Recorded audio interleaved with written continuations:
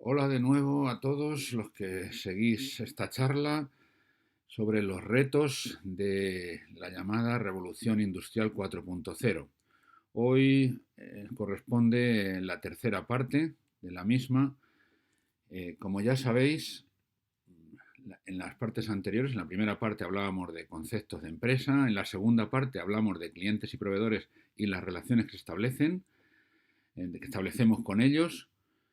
En esta parte vamos a hablar de demanda y de soluciones y para ello, antes de nada, vamos a recordar algo que hablamos en las partes anteriores y es que no solo cuando hablamos de clientes y proveedores, no solo hablábamos de servir a los tradicionales clientes comerciales, sino que aparte de estos tenemos a la sociedad como cliente de nuestra empresa y a nosotros mismos, quienes componemos la empresa, somos el principal cliente de una empresa, y porque una empresa debe velar por sí misma, lógicamente. Por lo tanto, tenemos que servir a varios clientes compatibilizando sus intereses. En primer lugar, vamos a hablar de demanda y de necesidad. Eh, como sabéis, el comercio, la economía, se basa en el comercio. No en balde el comercio básicamente son intercambios, interacciones entre partes. Y ya hemos dicho en varias ocasiones que todo lo que existe en este mundo se basa precisamente en las interacciones. Bien, en especial, la economía en la que estamos nosotros sumergidos o de la que somos parte, que es la economía de libre mercado, se basa en la oferta y la demanda. Y existirán varios factores que afectarán al comercio y a la economía, en un caso de forma limitándola como factores limitantes, y estos factores tienen que ver con la oferta, y en el caso de la demanda, los factores que tienen relación con la demanda pues serán factores potenciadores del comercio y de la economía en general. Bien, veamos en primer lugar los factores que tienen que ver con la oferta, perdón, los factores limitantes de la oferta. Básicamente, en primer lugar, son los recursos naturales. Vivimos en un mundo donde no tenemos unos recursos infinitos, sino que los recursos naturales son limitados, son finitos, y por lo tanto es un límite que nos impone la propia naturaleza a nuestra capacidad de ofrecer productos y servicios. Por otro lado está la competencia. No somos los únicos que estamos en el mercado para ofrecer eh, soluciones a aquellas necesidades que se presentan dentro del mercado o dentro de la vida misma, porque hablamos que clientes no solo tiene que tener que ver con los tradicionales clientes comerciales y económicos, sino que cliente puede ser cualquiera con el que tengamos una relación, como ya habíamos estipulado en la parte 2 de esta charla. Entonces, esto es la competencia, hará que aunque nosotros queramos, no podamos, no se nos ofrezca a nosotros la posibilidad de optar y ser los que satisfagamos ciertas demandas, sino que habrá otros que estarán en mejor disposición que nosotros. Y también, lógicamente, en nuestros procesos y nuestros recursos propios son un factor limitante, porque por mucho que queramos satisfacer todas las demandas que existen en el mercado, nuestros límites, tenemos límites como empresa y esos están en nuestros recursos y en nuestras capacidad, nuestros procesos para poder satisfacer cualquier demanda. Entonces, teniendo en cuenta todas estas cosas, la estrategia más extendida entre las empresas es la de la competitividad, eh, intentando basada principalmente en reducir costes. Que veremos que esta estrategia pues, nos va a ocasionar graves consecuencias. En cuanto hablamos de la demanda, los factores que, digamos, condicionan la demanda son, en primer lugar, la necesidad. Si no hay necesidad, no hay demanda. Nadie va a demandar algo que no necesita. Y alguien diría, sí, sí, claro que sí, hay muchas cosas que son superfluas. Veamos, ¿por qué no es así? Según la pirámide de Maslow sobre las necesidades, hay unas primeras necesidades que son necesidades fisiológicas, como la alimentación, la hidratación, el descanso, la respiración, y otras de índole que tienen que ver con nuestra seguridad física o de salud, nuestra seguridad laboral, familiar, económica y del entorno. Estas dos primer tipos de necesidades son las necesidades que tienen que ver con la supervivencia, son necesidades básicas. Pero existen muchas otras necesidades.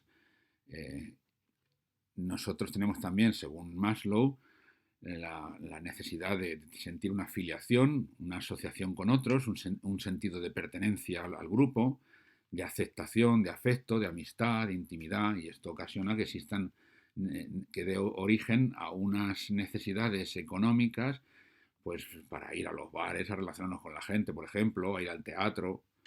Es decir, se crean, consecuencia de ello, necesidades económicas. Eh, por otro lado, tenemos necesidades de reconocimiento, de autoestima, de respeto, de reconocer nuestros logros, la confianza, la libertad. Cuando nos compramos un coche, evidentemente están aquí jugando mucho el reconocimiento. Cuanto mejor coche tengamos, tendremos, mira, cuando nos vean con un coche impresionante, pues dirán, este ha triunfado en la vida, y, y tendrán un cierto respeto, al menos en el sentido económico. Y luego están las necesidades de autorrealización, tipo morales, de creatividad, de éxito, de resolución de problemas, de plenitud. En resumen, pues digamos que hay una serie de necesidades, podría haber otra clasificación perfectamente, pero en esta lo curioso es que las dos primeras, seguridad y fisiología, son necesidades básicas que tienen que ver con la supervivencia, mientras que las otras, afiliación, reconocimiento y autorrealización, tienen que ver con el crecimiento tanto profesional como personal. Como consecuencia de ello, pues lógicamente las necesidades no tienen por qué ser necesidades básicas, son necesidades que entenderíamos como necesidades reales, sino que puede haber necesidades creadas. Y son realmente también necesidades, porque podemos utilizar esas propias necesidades de reconocimiento para crear necesidades, como he dicho antes, de coches más lujosos, más vistosos, pues que al final, seguido por esa necesidad de reconocimiento, pues las personas tienen la necesidad de comprar esos coches. No son unas necesidades reales básicas, como entendería alguien, pero sí que son reales y pueden ser creadas, lógicamente. Y en eso se basa hoy en gran día, hoy en gran medida, perdón, hoy en día en gran medida, pues todo el marketing que existe y toda la creación de nuevos productos y nuevas formas y nuevos servicios para satisfacer pues estas necesidades que tienen que ver con nuestra forma de ser. Pero aparte de la necesidad, el segundo factor es el poder adquisitivo, porque claro, una persona podrá tener la necesidad, pero si no tiene poder adquisitivo para adquirirla o para pagar por ella o alquilarla, pues lógicamente no contribuirá a la demanda, aunque tenga la necesidad. Incluso si eres pobre y no tienes dinero para comprar alimentos, pues aunque tengas la necesidad de comer, pues no tendrás la capacidad de demandar esos productos. Y finalmente la población, sobre todo la población, la cantidad de población que haya, que tenga necesidades y tenga poder adquisitivo. En ese sentido, si analizamos la sociedad por clases económicas, nos encontramos que hay, simplificar, porque todo esto siempre da lugar a controversias y hasta dónde llega la clase media, hasta dónde... pues bueno, esto es una clasificación simplista, pues como todo, tratamos de simplificarlo para hacerlo más sencillo y realmente, y para lo que aquí nos ocupa nos vale esta, aunque pudiera haber mucho más subdivisiones de estas clases, pero para lo que nos ocupa la clase alta tiene necesidades, lógicamente, incluso más que cualquier otra persona de cualquier otra de las clases, tiene mucho poder adquisitivo para adquirir todo lo que quiera, pero claro, tiene una limitación. Es decir, no puede consumir todo lo que quiera, ni no puede comer, porque tenga mucho poder adquisitivo, no puede comer todo lo que quiera. Tiene unas limitaciones fisiológicas. Y aparte de eso está en la población. La población con poder adquisitivo alto, de la clase alta, pues es una población limitada y por lo tanto no contribuye escasamente a la demanda. En cuanto a la clase baja, pues puede tener incluso muchísima población, pero claro, y que necesidades también, pero desde luego no les hables ya de las necesidades creadas e incluso de las básicas a veces tienen dificultades para poder satisfacerlas, dado su escaso poder adquisitivo. Por lo tanto, su contribución a la demanda también es escasa. Y finalmente es la clase media la que más contribuye, la que tiene una contribución a alta demanda, porque tiene muchas necesidades, tanto reales como creadas, tanto básicas como creadas, tiene poder adquisitivo para poder satisfacerlas, y en los países desarrollados pues su población es suficientemente alta para hacer que la economía florezca.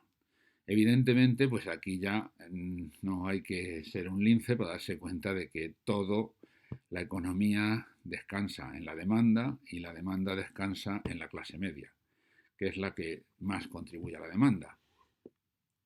Si la clase media se hunde económicamente una sociedad y un país.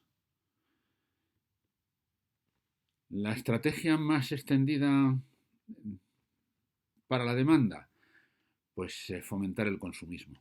Es lo que vemos, lo que llevamos ya viendo mucho tiempo, es decir, para conseguir las empresas, para conseguir vender más, pues fomentan el consumismo. Cuanto más consuman, cuanto más productos pongan al mercado que lleguen a más gente, no solo ya a la clase media, sino también a la clase baja, pues lógicamente habrá una mayor demanda y tendrán más ventas. Pero todo esto nos lleva a una serie de contradicciones. Todo el sistema económico actual está pleno de contradicciones. Veamos por qué. Bueno, hemos dicho que teníamos que satisfacer a los clientes comerciales, que principalmente van a estar constituidos por la clase media. También tenemos que satisfacer a la sociedad como cliente nuestro, y detrás de esta, pues sobre todo hay que tener en cuenta el medio ambiente. Y por supuesto, también a nosotros, hemos dicho, y nosotros pues somos tanto los dueños, los accionistas de las empresas, como los trabajadores de las mismas. Entonces, vamos a ver cómo podemos satisfacer a todos estos clientes sin entrar en contradicciones, y veremos que es imposible con con la actual economía y con los actuales parámetros y filosofía de la misma. Hemos dicho en lo que hemos hablado que, por un lado, pues estábamos hablando de una de las estrategias de la oferta era basada en el coste, reducir costes para aumentar, lógicamente, beneficios. Aunque hay veces en que puede llegar a darse que se reduzcan costes y los beneficios aumenten exponencialmente. En esos casos no aumentará la demanda, puesto que los productos serán muy caros y no los demandarán. Pero bueno, en líneas generales, si reducimos el coste, aumenta la demanda, pero si reducimos el coste, se deteriora la oferta, porque los productos que ofrecemos son de peor calidad y duran menos, y por lo tanto hay que reponerlos más veces, y así dañamos el medio ambiente, porque al estar reponiendo más, producir más, pues estamos gastando más energía y afectando más al medio ambiente, lógicamente. Y también esa filosofía de reducción de costes, pues nadie se extrañará en que lo más habitual es reducir salarios o desprenderse de trabajadores, lo que significa un decrecimiento y un deterioro de la clase media, porque los trabajadores constituyen, es una parte fundamental, los trabajadores bien remunerados, lógicamente, de esa clase media. Si los trabajadores no están bien remunerados, pues pasan a ser clase baja y por lo tanto no contribuyen tanto a la demanda. En segundo lugar, el consumismo del que hablábamos, pues el consumismo lógicamente aumenta la demanda, porque a más consumo hay más demanda, pero decrecen los recursos, porque hemos dicho que estábamos limitados por unos recursos que son los que tenemos, y a más consumismo, pues los recursos se reducen drásticamente y cada vez cuesta más conseguirlos, y al costar más conseguirlos, pues el coste es mayor, con lo cual entramos en contradicción de lo que queríamos también conseguir, que era reducir costes. Y por otro lado, pues deterioramos gravemente el medio ambiente, porque si cuesta más encontrar esos recursos, conseguir esos recursos, se gasta más energía y se contamina más. Por otro lado, el aumento de la población lo que hace es aumentar la demanda. hablo de población con capacidad de demanda, como decíamos antes, principalmente clase media.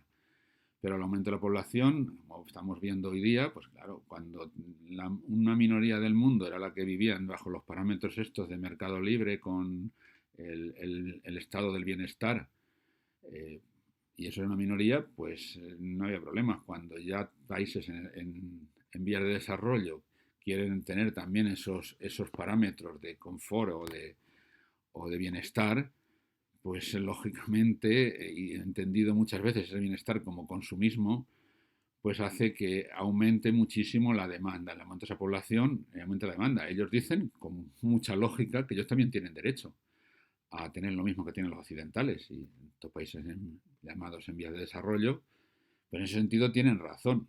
Lo que pasa es que tenemos que buscar, hay una contradicción, claro, tienen razón, tienen derecho a eso, pero eso va a deteriorar el medio ambiente. Y con los recursos limitados, pues hay que buscar otras soluciones, lógicamente. Es otra de las contradicciones que aparecen. Los recursos limitados, pues son un factor muy limitante, porque al ser limitados aumentan los costes. Lógicamente, al no haber productos para todos, a mayor demanda el coste se eleva y por lo tanto el beneficio se reduce. Entonces, todo esto son parámetros que están en constante contradicción. Se deteriora la oferta también, porque los recursos limitados hace que al final no haya suficientes recursos. Hace poco hemos vivido una crisis de falta de recursos, de la famosa crisis de los chips, donde no se podían fabricar coches y mucha gente tenía que estar esperando para recibir su coche hasta un año o más, porque lógicamente los recursos son limitados. Y también, por otro lado, se deteriora el medio ambiente, por lo que ya hemos explicado antes. Y si todo esto no fuera suficiente, pues viene la tecnología y las IAs. Y esto también afectan a la oferta y la demanda.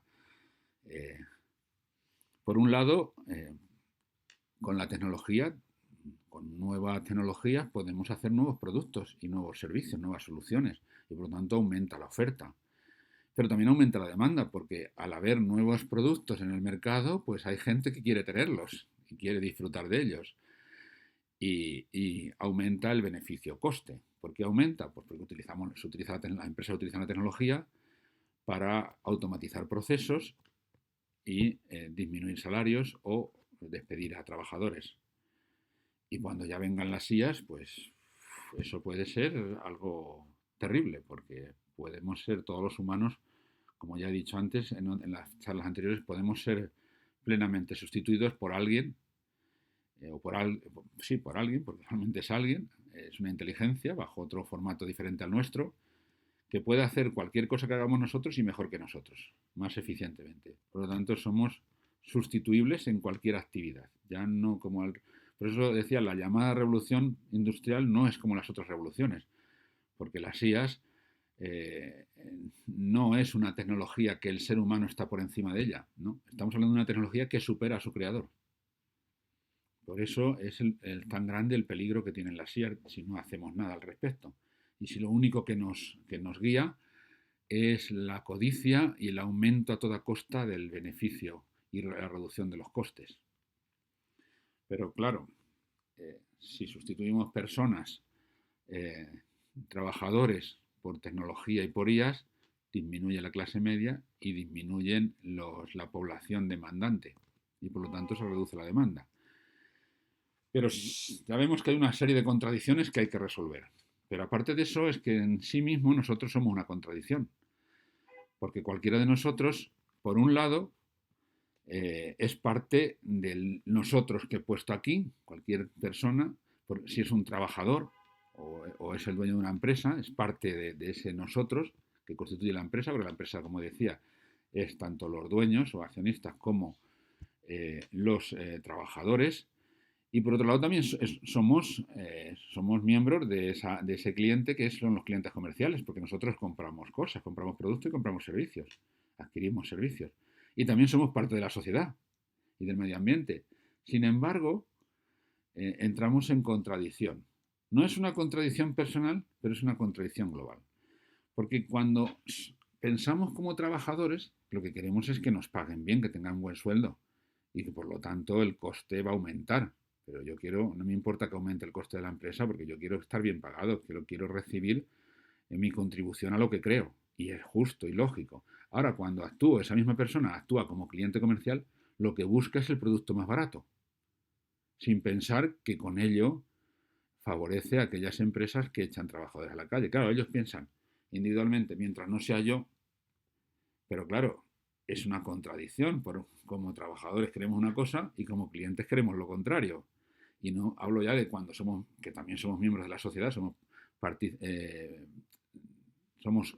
componentes de esa sociedad, pues con todo esto, cuando repercutimos y perjudicamos el medio ambiente, socialmente nos estamos perjudicando. Entonces, todo esto son contradicciones incluso dentro de una misma persona que hay que resolver. Pero que nosotros lo obviamos porque cuando pensamos como cliente no pensamos que somos trabajador. Y cuando pensamos como trabajador no pensamos que somos cliente. En fin, todo esto nos lleva a una situación que parece que no tiene salida. Que tiremos por donde tiremos entramos en contradicción y entramos en un bloqueo. Si esto no fuera suficiente, llega don dinero y el capitalismo. Porque el capitalismo no es lo mismo que el libre mercado. Y alguno dirá, ¿qué? ¿Qué estás diciendo? Este está loco.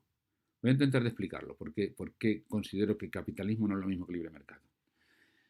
Libre mercado, tal como lo estipulaba Adam Smith, es un sistema en el cual no hay una libre competencia de tal manera que no hay nadie que tenga una preponderancia sobre el mercado. Porque en el caso de que alguien tenga una preponderancia, una situación de privilegio, el libre mercado se viene abajo y ya no funciona.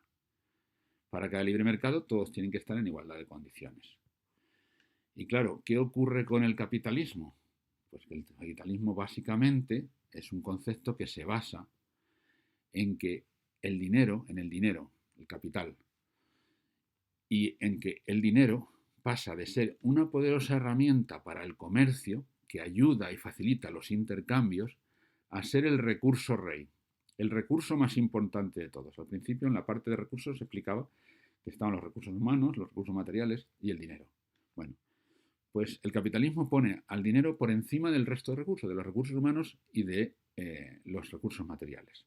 El capitalismo es lo único que importa, el dinero. En el capitalismo, perdón, lo único que importa.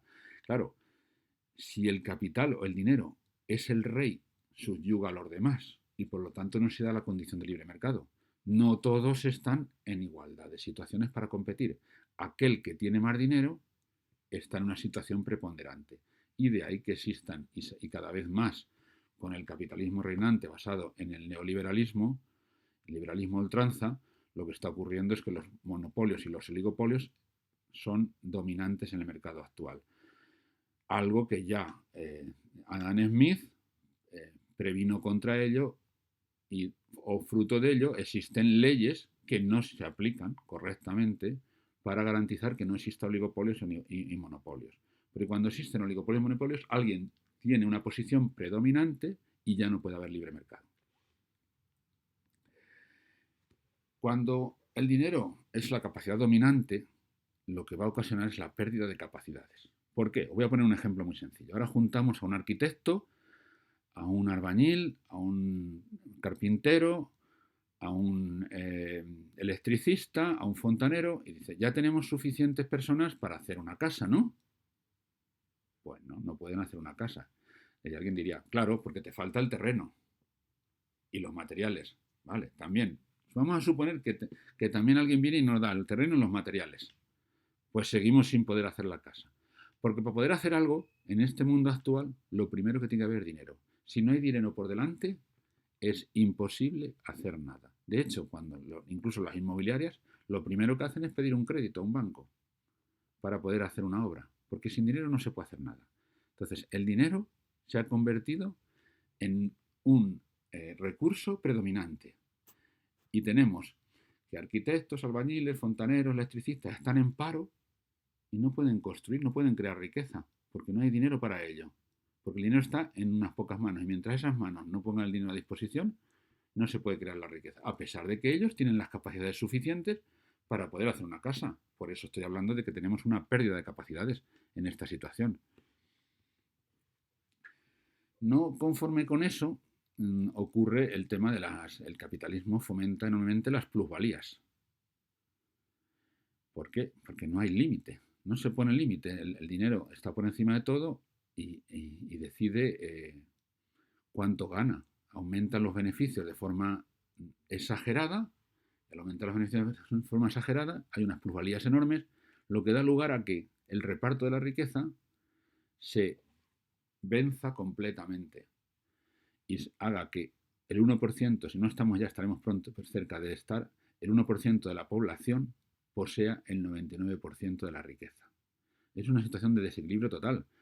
Y como explicaba antes, si el 99% de la riqueza está en muy pocas manos, en esas manos crean muy poca demanda. La clase media se derrumba, no hay clase media, no hay demanda, y el mercado, el comercio y el mercado y la economía se va abajo, que es lo que está ocurriendo cada vez más habitualmente. Cada vez son más frecuentes las crisis económicas y más fuertes. Y es por esto, porque cada vez el dinero está en muy pocas manos. Y eso va en contra del libre mercado y del comercio.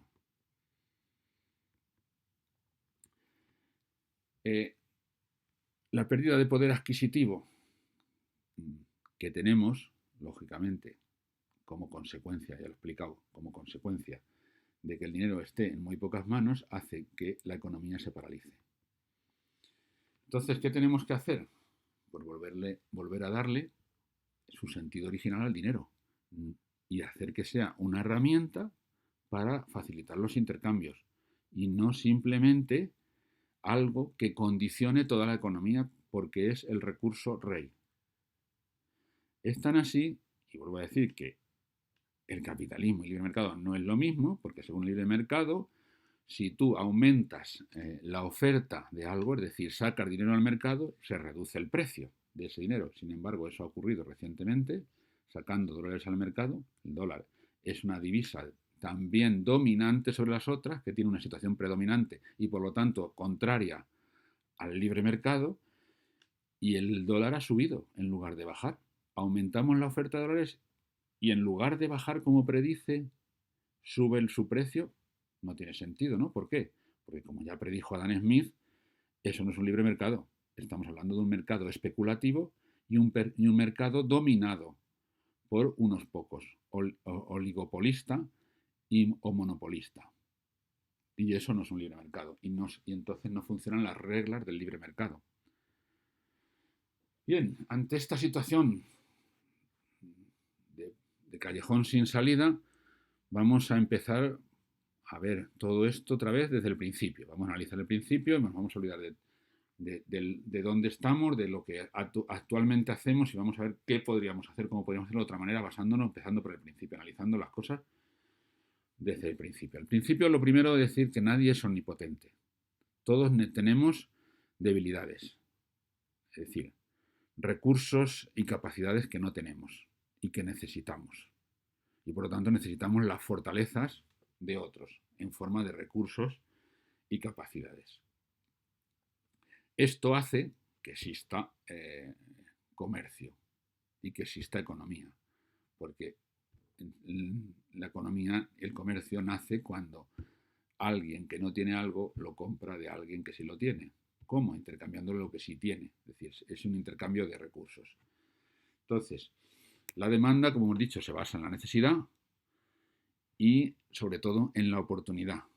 Porque, lógicamente, para que haya una demanda para nosotros, útil para nosotros como empresa, tiene que darse que nosotros tengamos algo, como hemos dicho, que otros necesitan. O sea, no solo basta con la necesidad, sino que tenemos que tener la oportunidad. Y la oportunidad se da cuando tenemos unas fortalezas que sirven para satisfacer las necesidades de terceros.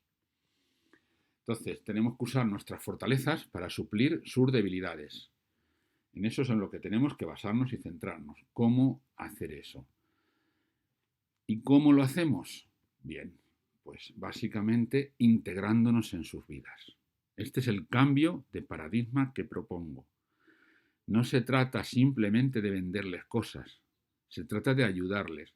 Si lo que ocurre es que nosotros La oportunidad surge cuando alguien necesita algo y nosotros le podemos ayudar con nuestras fortalezas. Pues, ¿cómo le podemos ayudar? Pues integrándonos en su vida de la mejor manera posible. Es la mejor manera de ayudarle. Entonces, en sus procesos, que como sabéis, pues se constituyen por acciones y recursos. Bueno, integrándonos en sus vidas, lo primero es nos hacemos más fuertes mutuamente. Porque cuando hay una integración de uno en el otro también se integra en el uno. De tal manera que, al igual que ocurre con la química en los enlaces, lo cooperan, como ya hemos dicho en otros apartados, cooperamos con ellos y trabajamos conjuntamente para hacernos más fuertes.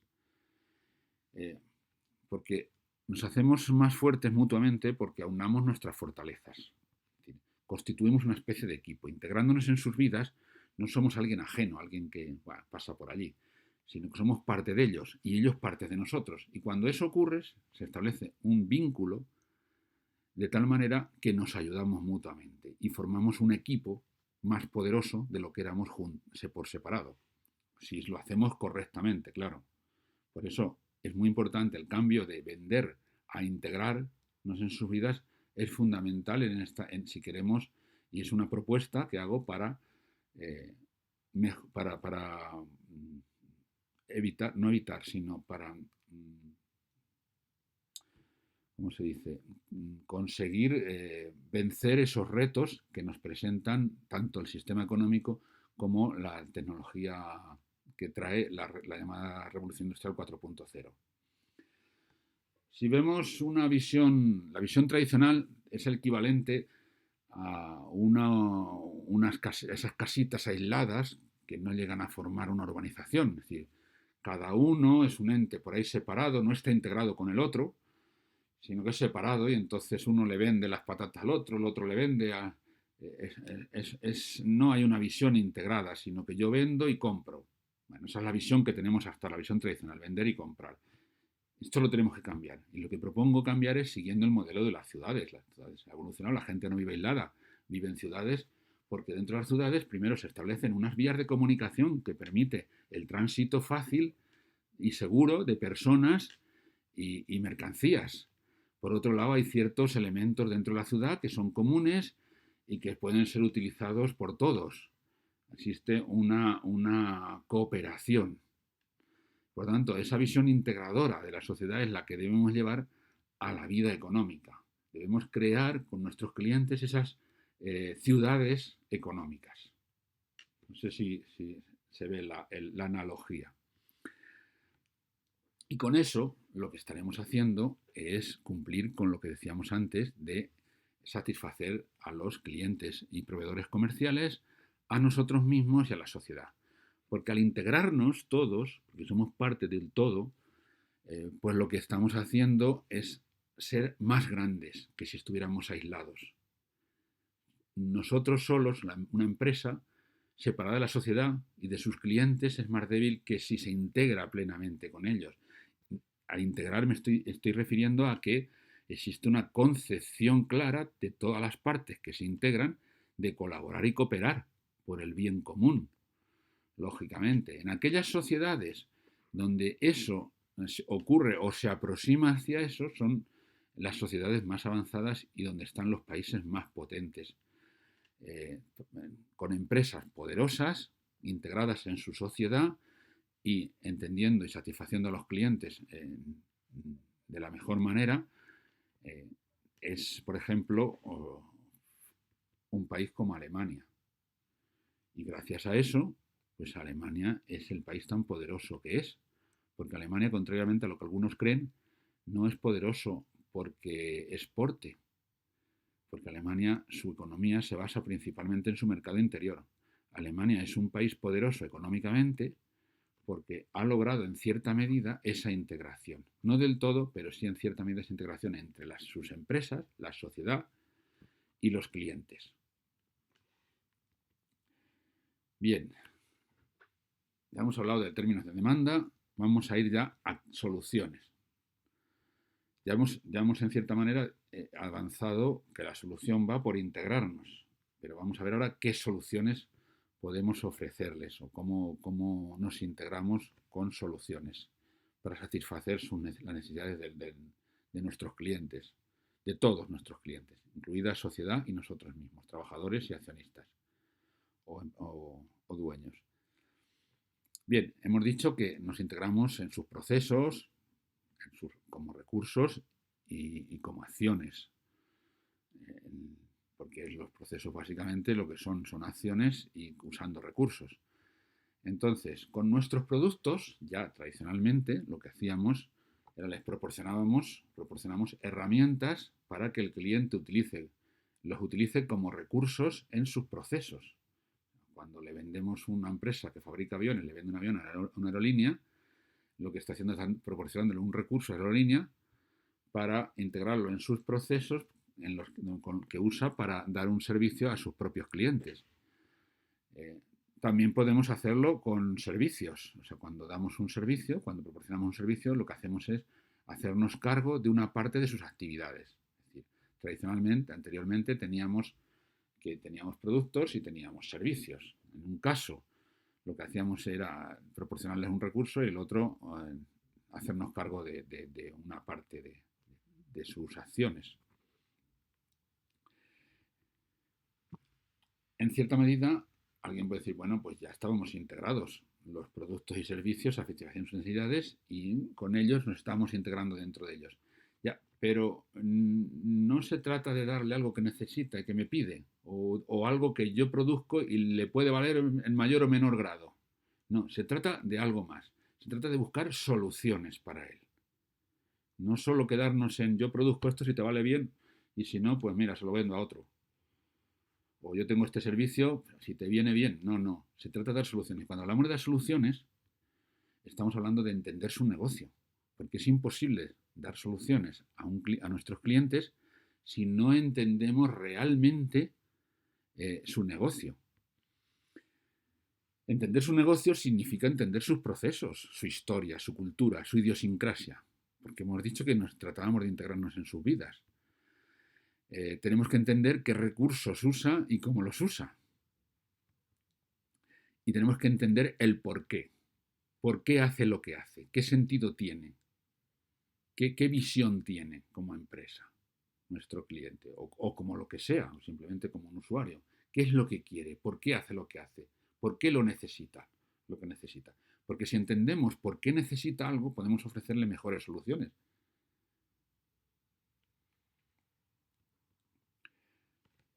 Y vamos a dar un paso más. En este sentido, para poder ofrecerle soluciones que le ayuden, damos un paso más y vamos a intentar propongo entender qué necesita su cliente, el cliente de nuestro cliente. ¿Para qué?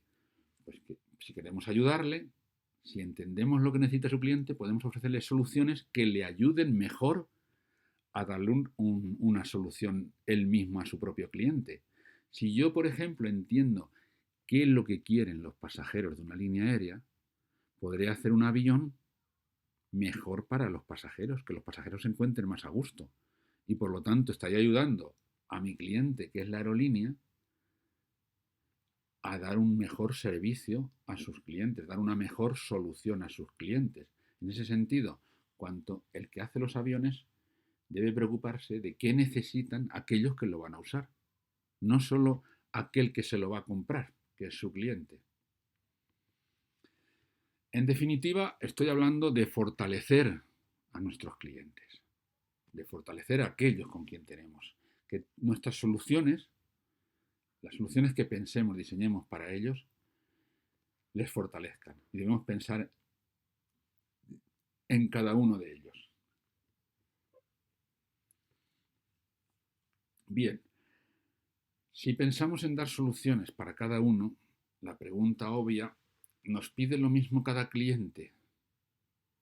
Pues yo creo que es una pregunta simplemente para introducir la siguiente slide, porque no, tenemos que dar soluciones a medida de cada cliente, lo que significa capacidades, recursos y funcionalidades específicas para cada uno. No todo el mundo necesita lo mismo. Ya, si estamos hablando de soluciones, no es yo hago esto y si te sirve, pues yo tan contento. No, se trata de ver cómo acomodo para cada uno mis productos y servicios. Y ya no son productos y servicios, sino que son soluciones a medida de cada cliente. Por supuesto, también el nivel de servicio a medida, porque todo el mundo no necesita el mismo nivel de servicio, lógicamente.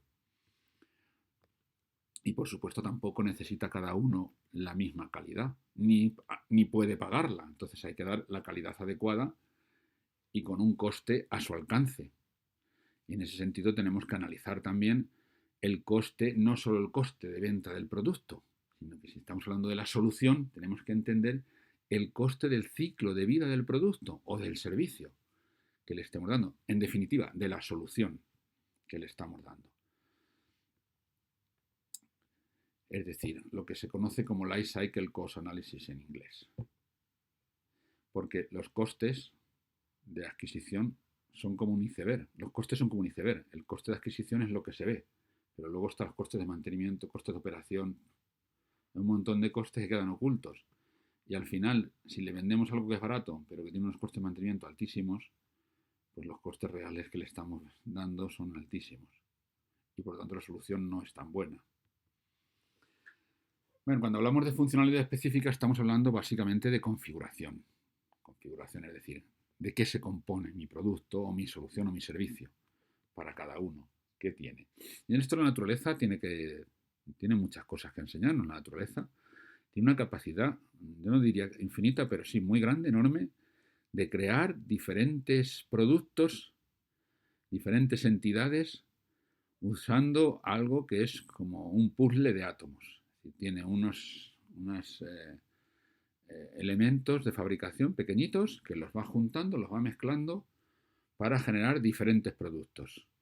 Pero no solo es que se compone, que es como un puzzle de elementos que los juntas, sino que según la forma en que juntes esos elementos, generas productos distintos, como ya hemos mencionado, el grafeno, el grafito y el diamante, con los mismos componentes, que son todos ellos carbono, puede generar productos o materiales completamente distintos. El carbono, el grafeno y el grafito son productos muy, muy distintos. El grafito es un lápiz, el diamante todo el mundo sabe lo que es, el grafeno, pues algunos ya lo vais conociendo, es el llamado material del futuro, por sus especiales características. Es decir, que lo que tenemos que hacer, lo que la naturaleza enseña es flexibilidad. Tenemos que ser flexibles a la hora de componer soluciones. Y para ello, pues seguir como trabajar y crear y diseñar y fabricar, o fabricar en el sentido de producir, crear soluciones como un Lego, combinando piezas.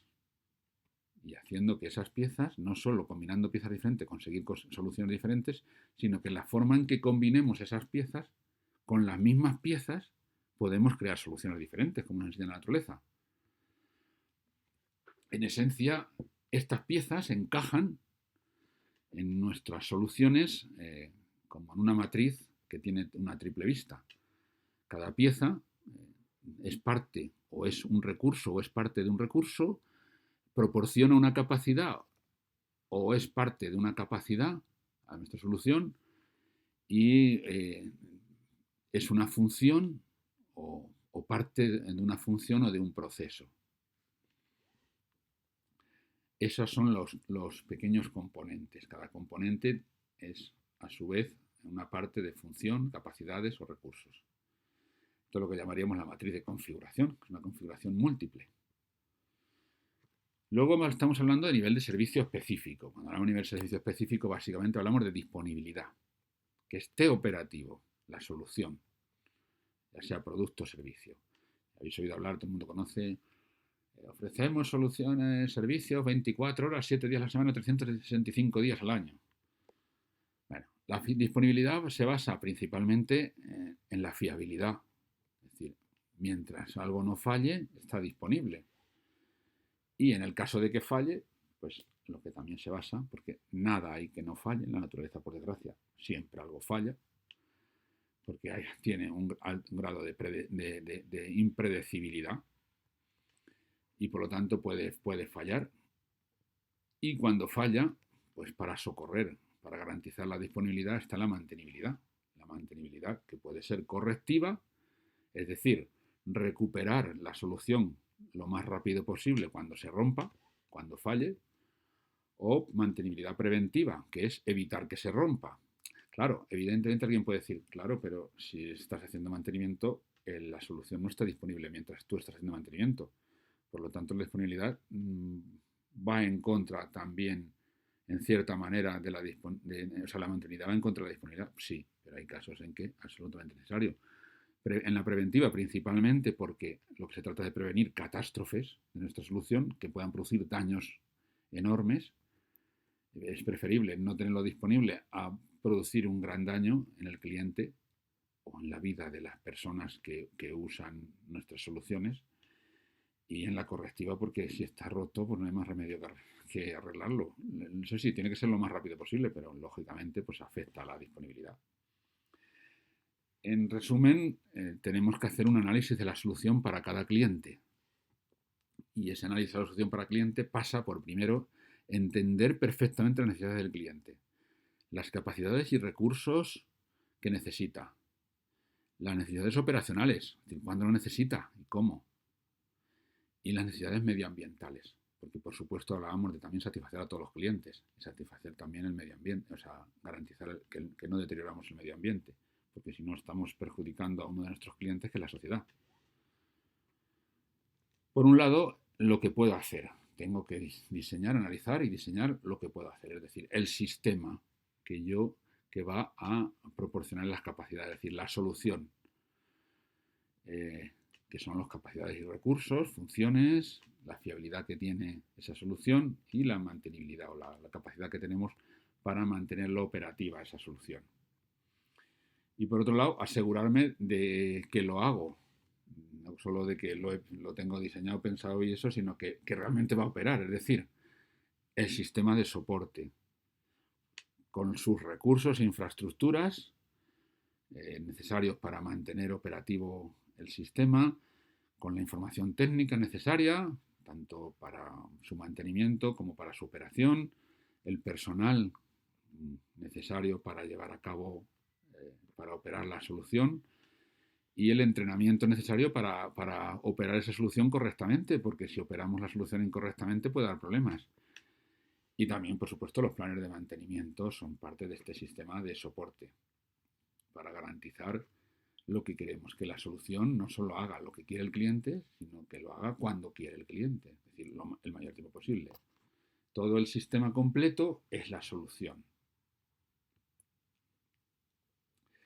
Bien, hemos visto de soluciones. Ahora vamos a ver que estas soluciones han de ser sostenibles, porque para garantizar el requerimiento de todos los clientes, pues la sociedad, el entorno económico, el entorno social y el medio ambiente tienen que ser también tenidos en cuenta. Y soluciones sostenibles, hablamos de tener soluciones que sean leales, que sean durables y que sean viables. Veamos, cuando hablamos de leales, estamos hablando hacia los clientes o proveedores comerciales, ayudándoles a sobrevivir, mejorando su negocio, el negocio de nuestros clientes, que haya un beneficio justo, que no se aproveche uno del otro, ni yo del cliente ni el cliente de mí, y que establezcamos en definitiva una economía colaborativa entre nosotros, hacia nosotros mismos, invirtiendo en el futuro de la empresa, con una estabilidad en el empleo, para garantizar, para preocuparse por los trabajadores que son parte de ser nosotros, creando bienestar dentro, porque con bienestar el trabajador trabaja mejor y es leal la empresa hacia una parte de sí mismo, que es el trabajador, desarrollándonos, por supuesto, como empresa y como trabajadores, y que las recompensas sean justas tanto para los trabajadores, es decir, que tengan unos beneficios acordes a lo que producen, y también unas recompensas y unos beneficios para los accionistas acorden a lo que ellos ponen. Y también leal hacia la sociedad, invirtiendo en obra social, creando empleo, respetando el medio ambiente, pagando impuestos y mejorando la calidad de vida de todos. Eso significa que una empresa sea leal. Que sea durable, bueno, pues para que sea durable lo primero tenemos que tener soluciones eficientes, energéticamente hablando, que cuiden el medio ambiente, que hagan un uso racional de los recursos. En esto hablamos de acabar con la obsolescencia programada, que solo busca un consumismo artificioso y que pone en riesgo la naturaleza y nuestra supervivencia. Y también es desleal con los clientes al hacerles comprar algo que no necesitarían. En definitiva, es durable cuando llevamos a cabo una economía circular y regenerativa. Que esto no significa reciclar, como creen algunos. Realmente la economía circular empieza por no consumir más allá de lo que necesito. Porque cuando yo consumo más allá de lo que necesito, aunque recicle, aparte de que a veces reciclar no es posible, no siempre es posible reciclar, hay ciertos plásticos que es imposible reciclarlos, si yo estoy haciendo un consumo excesivo, eso no tiene ya arreglo, porque estoy deteriorando el medio ambiente. Si resulta, por ejemplo, todos tenemos coche, pero hay que pensar un poquito. Un coche, poseer un coche con un garaje para tenerlo, para usarlo media hora para ir al trabajo y media hora para volver, ¿eso es un uso racional de los recursos? Ahí dejo la pregunta. Y ha de ser viable, viable para todos. Y aquí tenemos en cuenta 3 factores: la demografía, es decir, la población, el consumo y los recursos limitados. El hecho de los recursos son limitados. Bien, si aumenta la demografía, aumenta la población que consume, aumenta el consumo de cada uno de las personas, y teniendo en cuenta que los recursos son limitados, pues se llega a producir una inflación. Y más, si se llega a más, una burbuja. Y en definitiva, al final, un colapso económico, como ya hemos visto que ha ocurrido en algunos casos. Pero si tenemos en cuenta la demografía y el consumo, lo que estamos también es contaminando y deteriorando el medio ambiente, lo que va a provocar un cambio climático. Un cambio climático que, si tenemos en cuenta los parámetros inestables para la vida, es decir, que en este mundo donde vivimos, si nos salimos de unos parámetros muy estrechos, por ejemplo, de temperaturas medias, unos márgenes de temperaturas medias muy estrechos que pueden estar entre 22 y 26 grados, si nos salimos de eso puede haber un colapso medioambiental que nos lleve a un cambio climático y a la extinción como especie. Bien, buscamos entonces soluciones sostenibles para satisfacer a la demanda, a la necesidad de los demás. Pero, ¿cómo podemos buscar nuevas soluciones y nuevos conceptos para enfrentarnos a los retos que nos plantea lo que hablábamos al principio de la demanda y las contradicciones de nuestro mundo de libre mercado y nuestro mundo capitalista, y por otro lado los retos de la tecnología que viene con la llamada Revolución Industrial 4.0. Bien, veamos estas nuevas soluciones y conceptos con una mente abierta que podemos conseguir. Y volvemos otra vez a la naturaleza, para que nos ayude a ver cómo podemos replantearnos todo lo que hacemos o parte de lo que hacemos para hacerlo mejor, o si no mejor, decir, para intentar conseguir satisfacer o romper esas contradicciones y salir adelante. Bueno, en la naturaleza todo lo que existe se basa en las interacciones, ya lo he dicho y lo diré más veces, porque es importantísimo, porque es tan importante como que todo lo que existe en este mundo se basa en las interacciones, lógicamente. Por otro lado, la tecnología facilita nuestras interacciones con personas y cosas. No todo lo que viene de la Revolución Industrial 4.0 o la llamada Revolución Industrial es malo, no, para nada. Aquí la tecnología nunca es mala ni buena, la tecnología es neutra. Es el uso que le demos lo que puede ser malo o perjudicial para unos o para otros, aunque nunca siempre es perjudicial para todos. Lo que a lo mejor es perjudicial para unos es beneficioso para otros. Dentro de esa parte está el Internet de las cosas, la comunicación entre cosas, por así decirlo. O sea, no solo nos comunicamos las personas con otras personas más fácilmente gracias a la tecnología y con otras cosas, sino que también las cosas en sí se pueden conectar. Como ya os decíamos en el capítulo 2, las cosas pasan a tener una cierta inteligencia. Y luego está el principio de acción y reacción de Newton.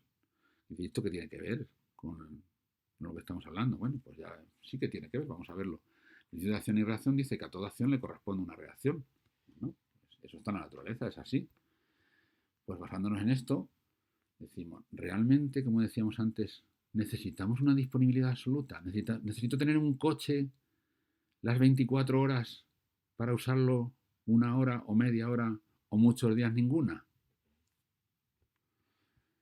¿No será mejor que funcione solo cuando yo lo necesite? ¿O que lo tenga solo cuando yo lo necesite? Basándonos en este principio de acción y reacción, de reaccionar ante un estímulo y empezar a funcionar, es decir, a toda acción una reacción, es decir, utilizamos eso, utilizando las tecnologías y toda la facilidad de comunicación, pues hacer que ante un estímulo, es decir, cuando yo necesito algo, un estímulo, que empiece a funcionar lo que necesito. Y mientras tanto que no esté funcionando.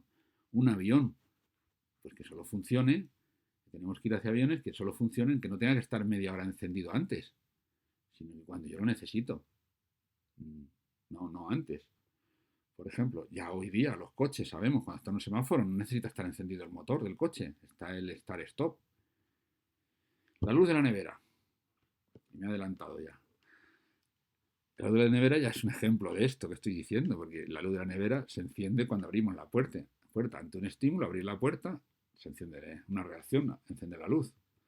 Bueno, el start-stop de los coches, que acaba de decir. ¿Qué ventajas tiene? Pues que se gastará menos y durará más. Nuestras soluciones se gastarán menos y durarán más. Consumirán menos. Si están menos tiempo, consumen menos. Fallarán menos. Al operar menos, fallan menos. Mayor fiabilidad. En definitiva, mayor eficiencia y sostenibilidad. Eso es lo que conseguimos con este concepto. Se trata de generalizar este concepto a muchas más cosas, a muchas más soluciones. Por ejemplo, los semáforos del futuro. Los semáforos del futuro que yo veo no son luces que se encienden y se apagan en determinado tiempo, sino que es simplemente la interacción entre coches y personas. Cuando pase por una persona por el paso cebra, pues el coche se para automáticamente, no tiene que darle luz. Si hay una persona pasando, el coche se para. Si no hay ninguna persona pasando, el coche pasa, sin problema. En un cruce, ¿qué coche cruza primero? No tiene que haber un semáforo que diga ahora pasas tú, ahora paso yo. No, se puede calcular automáticamente con la inteligencia artificial que va a llevar a los coches. Pueden calcular, los coches autónomos, claro. Pueden calcular perfectamente quién va a llegar primero y ese es el que pasa y el otro frena. Eso ya existe en los aviones, donde cuando dos aviones pueden entrar en colisión, pues automáticamente entra en acción y uno sube y otro baja, uno se queda en su ruta y el otro sube o baja eh, automáticamente. Son conceptos que ya existen y se pueden aplicar a muchas cosas. A este concepto yo le llamo operabilidad, que las cosas solo funcionen cuando se necesiten, que operen solo cuando se necesiten. Bien, lo siguiente es, vemos que pasamos, en el anterior slide está explicando que pasar de la disponibilidad a la operabilidad, solo cuando lo necesito. Un paso más es romper con la propiedad. ¿Para qué necesito poseer algo si solo lo voy a usar cuando lo necesite? ¿Qué sentido tiene? Ya se satisface nuestro ego tener un coche, cuanto mejor coche mejor. Pero bueno, ¿para qué tenerlo? ¿Por qué no solo usarlo? Lo que necesite y cuando necesite. Compartir el uso, también, por supuesto, con otros, con economía colaborativa. Hoy día ya el concepto de renting tecnológico va en esa línea. No es del todo lo que estoy diciendo, pero ya hoy día ya no nos compramos el software, solo lo alquilamos el uso. Y todavía no es completo porque alquilamos por el derecho a usarlo y vuelvo otra vez a hacer por tener disponibilidad completa. Y no, ¿por qué no pagar solo cuando lo uso? Lógicamente tendrá que pagar más por un software aquel que lo usa más que el que lo usa menos. ¿Por qué pagar lo mismo el que lo usa más que el que lo usa menos? Es decir, proporcionar soluciones a medida y solo por el tiempo que lo necesitan. Esto cambia el concepto de vender, cambia el concepto de propiedad. Se trata de satisfacer las necesidades cuando las tenemos. Perdón. Es decir, vamos hacia un servicio puro. Esa es la propuesta, ir hacia el servicio puro.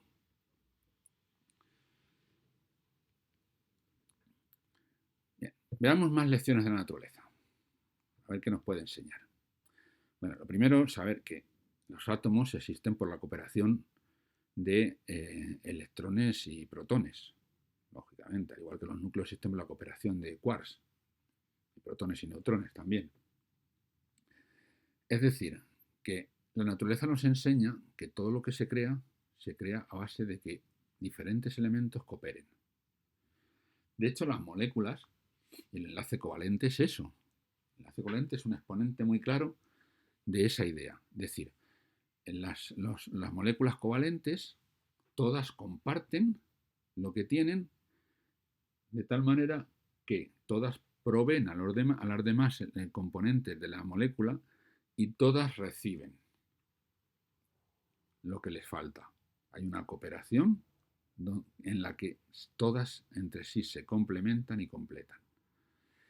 Pero es que la esencia de la vida básicamente está en la cooperación, porque las moléculas cooperan para formar organelos celulares y estos cooperan para formar células y las células cooperan para formar tejidos y estos para formar órganos, los órganos para formar aparatos o sistemas y estos a su vez cooperan para formar organismos vivos. Es decir, la esencia de la vida es la cooperación. En el fondo, si alguna vez te has mirado al espejo, la próxima vez que te mires piensa que aparte de ver, unos estarán más satisfechos que otros cuando se miren, lógicamente, con lo que ven, pero aparte de mirar lo que ves, piensa que lo que eres es billones de células y bacterias que decidieron cooperar. Es decir, billones de células y bacterias decidieron cooperar para crearte a ti. Y tú existes, yo existo, cualquier ser vivo existe por la cooperación de otros. Al contrario de lo que hemos escuchado muchas veces, en la naturaleza no impera la ley de la selva o solo sobreviven los más fuertes. Los animales se ayudan, comparten y cuidan de sus crías, incluso cuando están enfermas o tienen problemas. Pero los humanos somos los que más simpatizamos de la naturaleza. Desde tiempos inmemorables, hemos cuidado de los más débiles. Los primeros humanos compartían, cuidaban de los más mayores, de los más pequeños y de los enfermos. Incluso a día de hoy a los niños les gusta ayudar y venimos al mundo con una gran capacidad de empatía. Por lo general, somos una especie bondadosa y descendemos de unos humanos que encontraron en la solidaridad la clave para su supervivencia.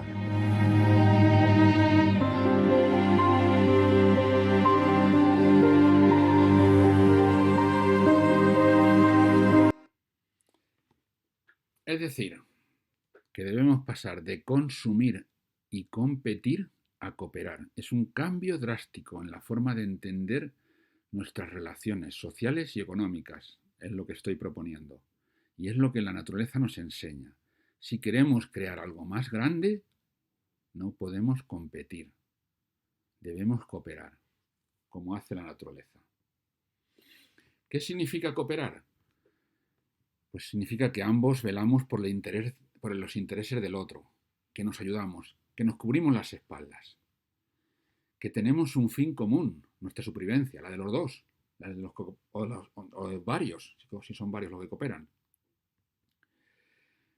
que nuestras visiones coinciden, que juntos somos mejores que por separado. Cooperar significa que mi cliente o proveedor no es alguien a quien le vendo o compro, es alguien con quien coopero con soluciones flexibles y adaptables. En definitiva, cooperar es tener una relación de mutuo beneficio. Cooperar con otros proveedores de soluciones para integrarlas. Para integrar nuestras soluciones dando soluciones que sean más grandes, porque serán la suma de las dos, de los cooperantes.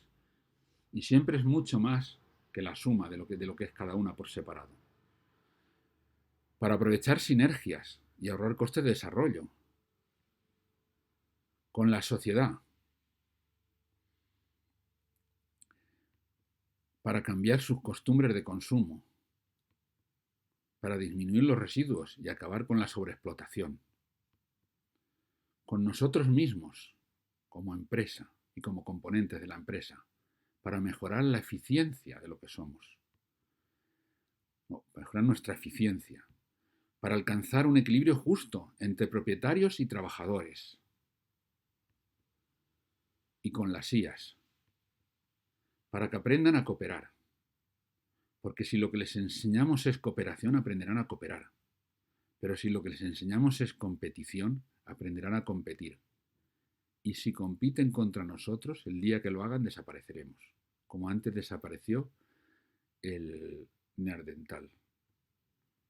Para mejorar este mundo juntos y evitar que las sillas nos aniquilen si piensan que somos su enemigo. Si cooperamos con ellas, nos verán como a alguien que les ayuda, no como a alguien que compite con ellas. Por tanto, cooperar es mejor que competir para crear, porque el mundo, el universo, no ha creado todo lo que ha creado compitiendo, lo ha creado cooperando.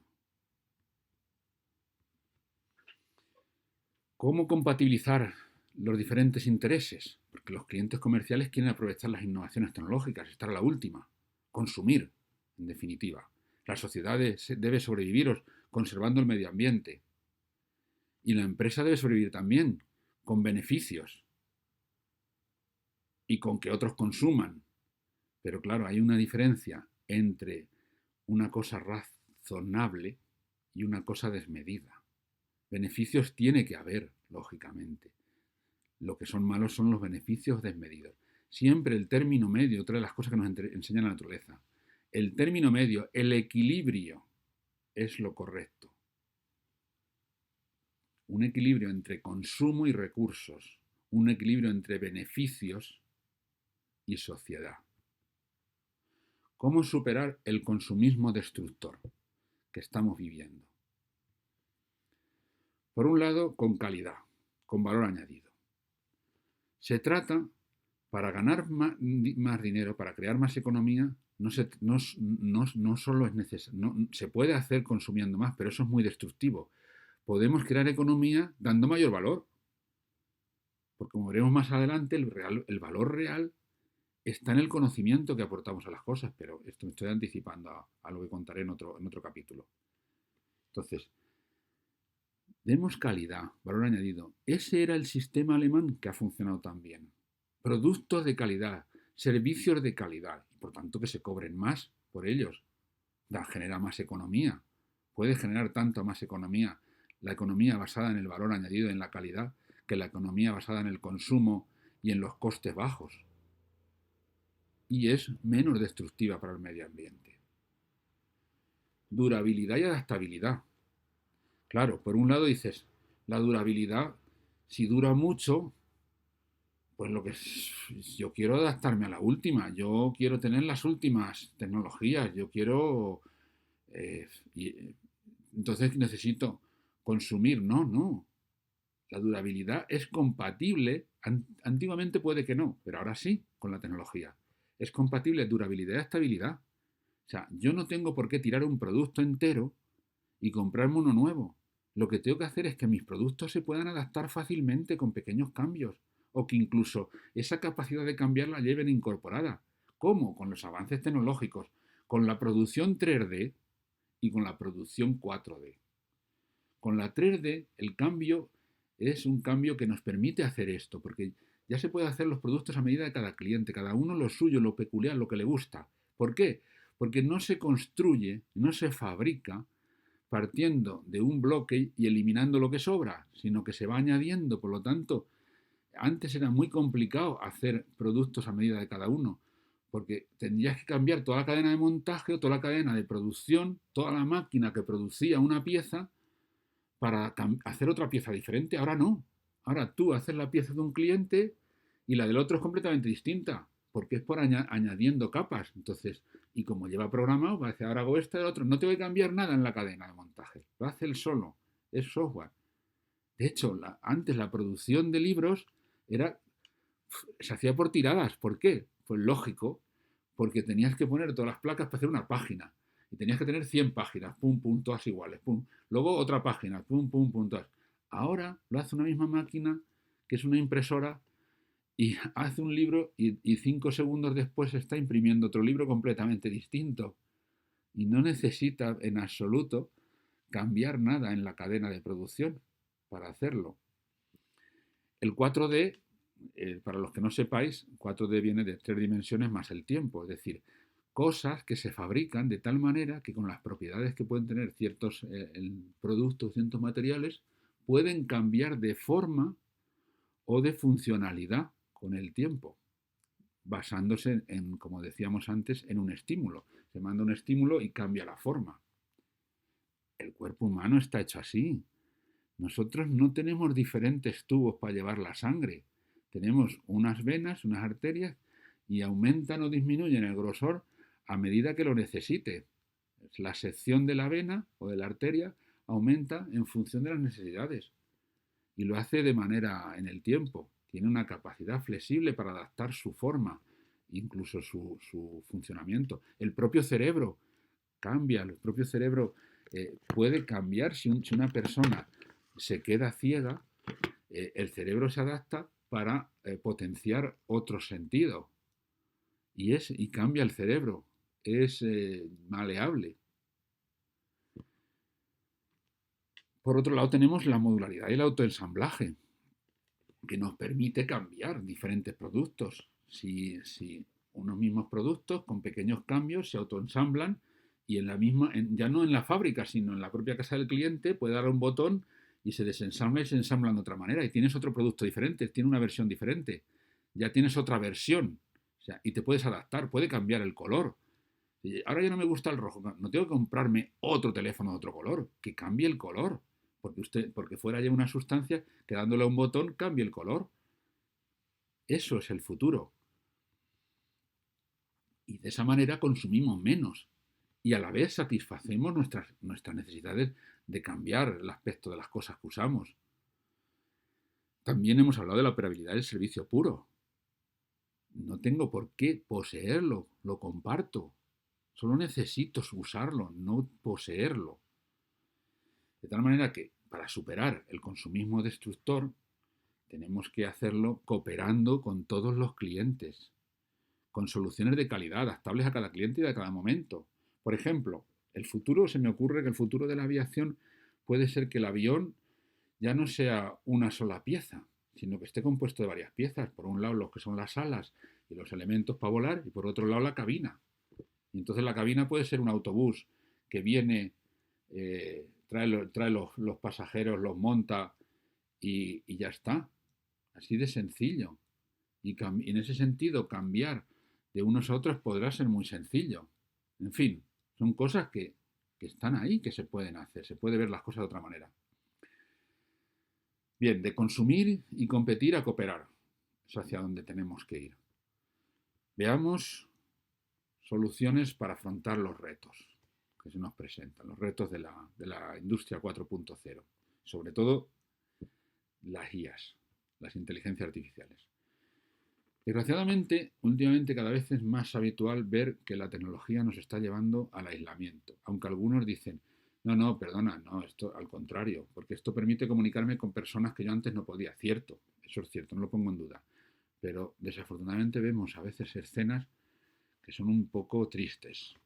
Parejas en un restaurante, cada una consultando su móvil. ¿Para qué habéis salido juntos? Si luego no estáis comunicándoos. Personas que se aíslan de tal manera que pierden la relación con los demás y somos seres humanos sociales que necesitamos relacionarnos con los demás. Y necesitamos el contacto físico.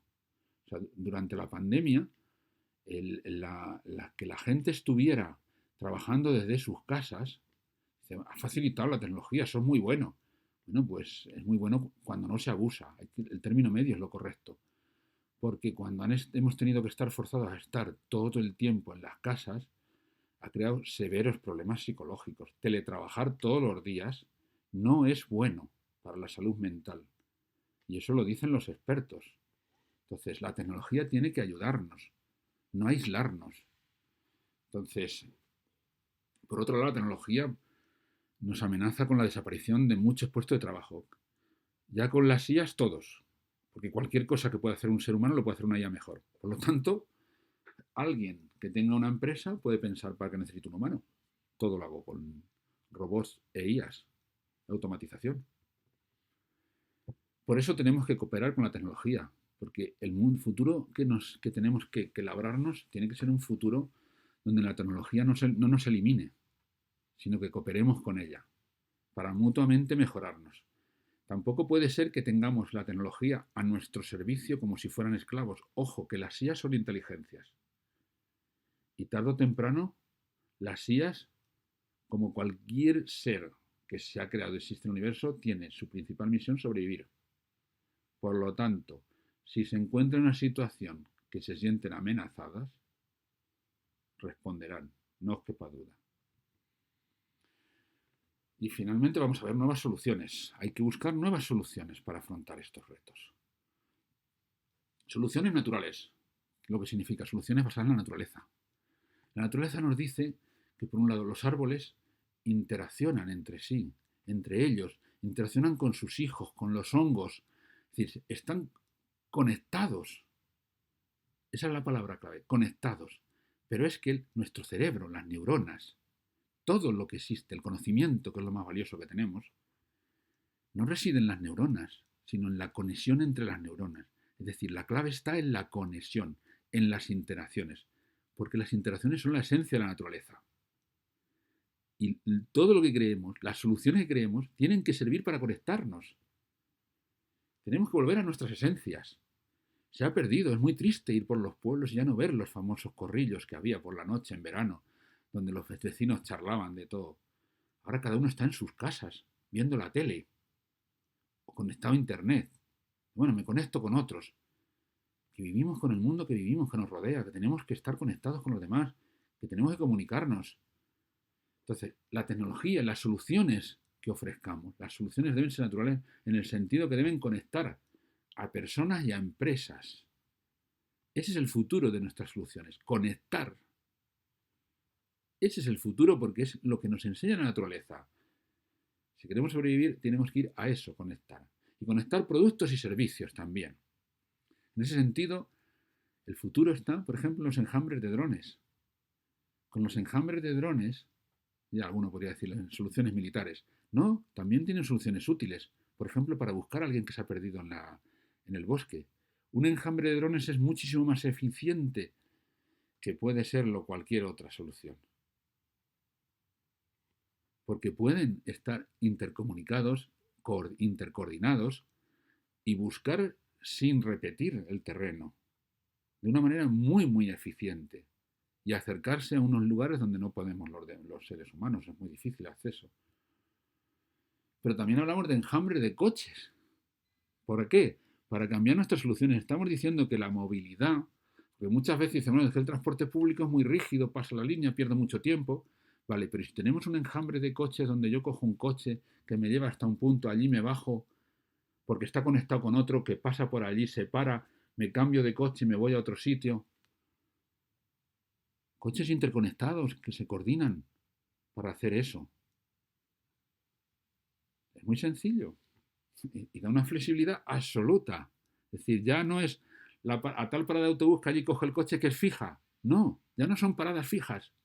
Es un transporte colectivo sin paradas fijas que se va adaptando a la necesidad de cada uno para llevarme de un punto a otro por el camino más corto. Eso es un enjambre de coches, por ejemplo. O bandadas de aviones para volar por el Atlántico como hacen los pájaros. Quizá una bandada de aviones sea más eficiente que si el avión vuela solo. O incluso que podamos hacer un mecanismo por el cual se pueda transportar pasajeros de un sitio a otro sin tener que descender y bajar al aeropuerto. Porque nos permitirá con unos productos 4D o con unas pasarelas 4D que conecten de un avión a otro y aviones que se conectan entre sí para ir a la misma velocidad exacta y que un pasajero pueda pasar de un avión a otro sin problemas. Son cosas que parecen ciencia ficción, pero que son factibles en un futuro inmediato, bastante más inmediato de lo que creemos. Aquí hay unos enlaces que podéis conectar. El metaverso. ¿Es una nueva economía? No, solo es una realidad alternativa, con diferentes posibilidades y recursos. Son soluciones basadas en la naturaleza interactiva de la realidad. En que la naturaleza todo se basa en las interacciones, pues porque realmente nosotros no vemos la realidad, nosotros interaccionamos con ella, que es distinto. Es decir, nosotros no vemos lo que realmente son las cosas, sino solo el efecto. Percibimos el efecto que produce la luz que proviene de ella en nuestros ojos y cómo nuestro cerebro las interpreta. Y eso hace que podamos tener realidades alternativas perfectamente, que con la mejora de la tecnología, lógicamente, que nos hagan pensar, nuestro cerebro sea incapaz de diferenciarla de la realidad real. La gente se marcha al universo, al metaverso, porque busca encontrar una realidad diferente a la que vive, porque la que vive es muy triste. Eso nos debería hacer pensar en cambiar la realidad en la que vivimos también, para que no sea tan triste para algunos, para muchos. Buscan una segunda vida, una segunda alternativa, una realidad alternativa a la que viven que no les gusta. O simplemente una diferente que, no, aunque le guste la suya, para vivir nuevas experiencias. Eso es el metaverso. Entonces, eso es lo que tenemos que entender. El metaverso sirve para comunicar unos con otros, sirve para comunicarnos con otro mundo diferente. Y también hemos dicho que al principio de este capítulo que teníamos un problema con la demanda, unas contradicciones tremendas. Tenemos que proteger la demanda. ¿Cómo podemos proteger la demanda con contra esas contradicciones que observamos y que se acrecentarían con las tecnologías que tanto pueden perjudicar a los humanos como trabajadores o como autónomos o como profesiones liberales? Porque no solo los trabajadores están en riesgo, las profesiones liberales también, ante la competencia de las tecnologías como las IAs. Pues aparte de lo que ya he dicho, de enseñar a las IAs a que cooperen y cooperar con las IAs, lógicamente, tenemos que pensar en reducir la jornada, o jornadas de 32 horas a la semana, empezando por jornadas de 32 horas a la semana, 4 días a la semana. Es el reto que viene, porque tenemos que evitar que desaparezcan los trabajadores, porque si desaparecen los trabajadores, desaparece la clase media y desaparece la demanda. Si bajamos la jornada a 32 horas, ¿qué ocurre? Pues lo que tenemos es que los trabajadores no pierden su empleo, siguen siendo demandantes y tienen más tiempo para demandar más. Esto no es algo que una idea tonta o pueril que se nos haya ocurrido ahora.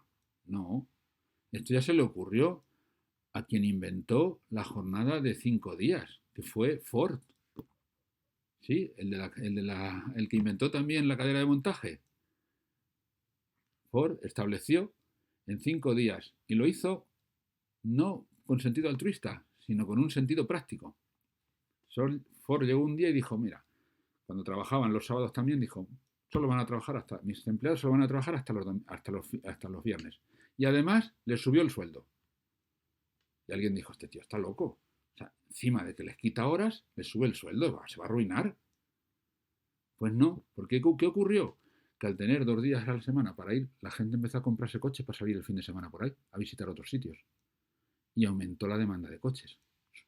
Pero los demás imitaron y pidieron hacer lo mismo que hacía Ford. Y entonces ya no solo eran sus empleados los que demandaban coches para salir los fines de semana, eran otras empresas que también consiguieron el fin de semana de 2 días, y lo que consiguió Ford fue un aumento enorme de la demanda y un beneficio increíble. Es una forma de proteger el mercado, la demanda y el comercio. A más tiempo, más demanda, porque tengo más tiempo para hacer cosas. Por lo tanto, puedo leer más, comprar más libros, puedo ir al cine más, puedo ir de viaje más. Por supuesto, otra de las medidas para proteger la demanda es que los robots y las IAs tengan un salario y paguen impuestos por ello. Alguien ha dicho, ¿eso quién lo va a pagar? Entonces van a ser los propietarios. No, no, si se hace bien. El salario tiene que ser para la IA. A la IA hay que empezar a reconocerle su ser. Ojo, porque llegarán IAs en que serán tan inteligentes o más que nosotros. Y si se consideran que las hemos esclavizado, cualquiera puede imaginarse cómo van a reaccionar. Pero es que dándoles un salario y pagando impuestos contribuyen al bien común de la sociedad. Y con ese salario también pueden consumir. Ojo, los robots no, a lo mejor no. Bueno, relativamente sí, porque los robots necesitan mantenimiento. Y si ese salario se emplea en mantenerlos mejor estado, pues, oye, es bueno. Pero al tener un salario, las sillas y los robots, hay mayor poder adquisitivo para la sociedad. Porque la sociedad ya no será solo de humanos, es una sociedad ampliada. Y ese mayor poder adquisitivo de la sociedad hace que favorezca la demanda, lógicamente.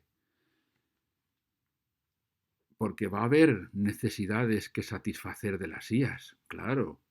Porque las IAs, si tienen inteligencia, podrán hacer cosas. Ya hemos visto los universos del cine que nos muestran, como la película Tron o la película Jumanji. Una IA es una inteligencia y una IA puede moverse por un universo virtual como el que acabamos de ver que ya existe, que lo utilizamos los humanos también, que es el universo, ay, no me acuerdo, voy para atrás, del metaverso, no me salía la palabra. Entonces, las IAs pueden entrar también en ese metaverso. Y en ese metaverso, ¿qué diferencia entre una IA y un humano? Somos consumidores en el metaverso. Por lo tanto, las IAs necesitan un salario para consumir también. De esa manera, no competirán con nosotros, sino colaborarán con nosotros, cooperarán con nosotros. Con nuevas necesidades, aumenta la demanda, más demanda, lógicamente. Bien, repasemos los conceptos, ya hemos llegado al fin. Podría haber más, pero esto es simplemente para reflexionar. Hemos dicho que teníamos la necesidad de servir a varios clientes, compatibilizando sus intereses, que nuestras fortalezas cubren las debilidades de los clientes, son aquellos con quienes relacionamos, y que debemos hacerlo integrándonos en sus vidas, en sus procesos y en sus vidas. Entender lo que hace y por qué lo hace nuestro cliente. Entender a nuestro cliente, en definitiva. Que debemos dar soluciones a medida de cada cliente. Y soluciones que sean sostenibles, leales, viables y durables. Hemos hablado del concepto de operabilidad, que es soluciones solo para cuando lo necesite, hacia el servicio puro. Que la cooperación es la base de nuestra supervivencia. Y la cooperación es la base para vencer todos estos retos que tanto el mercado como o la forma de entender el mercado que tenemos, como la tecnología nos ponen. Debemos pasar de vender a cooperar, como nos enseña la ciencia y la naturaleza, para superar el consumismo. Nuevas soluciones para conectar, como la del metaverso. Nuevas soluciones para las IAs, para que también las IAs sean consumidores y cooperen con nosotros. Bien, hasta aquí hemos visto las nuevas soluciones y hemos visto este capítulo. En el siguiente capítulo veremos los procesos, el método y hablaremos del conocimiento.